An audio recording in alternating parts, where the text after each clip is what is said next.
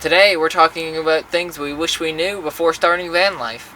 I would like to say number one would have to be your target for cops. There's been many times that we're in a Walmart parking lot or even Planet Fitness and going in to shop or to take a shower, and cops will be there and just questioning you and wanting to know everything, wanting to even know your ID, and make sure that you refuse in the situations that you can refuse. They don't always need your identification. We've been followed by cops just to see what we were doing. They haven't pulled us over. They've talked to us after we've gotten out at a store or something. They're just nosy.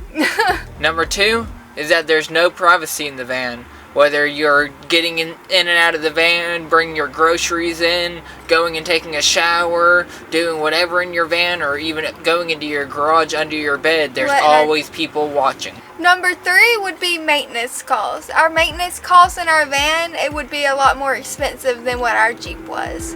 Recently we had to fix our spark plugs and stuff, and it was a job he did himself, because if we took it to the shop it would have been double the price. And also, since the engine is sideways in there, you don't have a lot of room to work, and so it's actually harder, especially on the ProMasters, than it is on the other vehicles because it's a front wheel drive vehicle. Number four is finding a place to shower. Whether you're going to a Planet Fitness or paying for a campsite to get access to showers, is going to be difficult for you to find a place consistently. Number five is expensive campsites. If you're not finding dispersed campsites in national forests and other areas, then you're going to run into campsites upwards of $25, $30, and that's without hookups. So if your van has hookups, then it's going to charge even more, like $40, $50, and it can get up there. That's when van life becomes not being cheaper than renting a home. You get in a campsite every night. But the entire 3 years that we've been living on the road, we haven't paid for any campsite besides one time. And that's Red Rock. Red Rock was beautiful.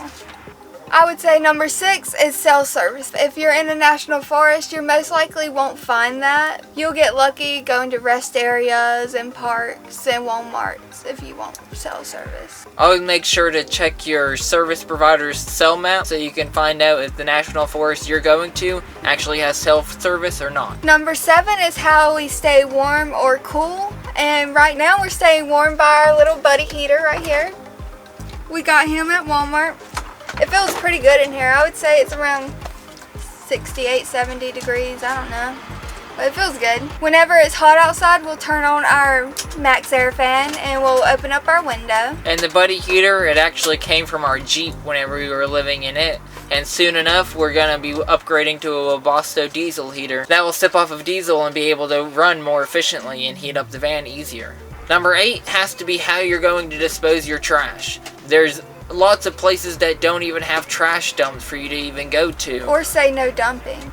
And that won't even have recycling centers. So you'll find yourself dumping your trash in gas stations or Walmart trash bins. Or rest areas. Rest areas are really nice and generous about that. Remember to try to always be generous and not be dumping a lot of trash in one area. That's when it becomes a problem. You'll become known as a trash dumper. And you can actually get into legal trouble. Number 9 is laundry costs. You'll constantly be going to laundromats and constantly be doing your clothes and your bedding, especially if you have animals, as many as we do, with our 4 cats and 2 dogs. They shed so much. And some laundromats can be cheap where others can be more expensive, especially in the area. If you're in a small town, especially with just one laundromat, you may find yourself paying upwards of $20 just for a load of laundry. And it's convenient that we've recently, since we've been traveling, we found out that they're starting to add the card reader to almost every laundromat. Make sure to check out our other videos and subscribe to the channel.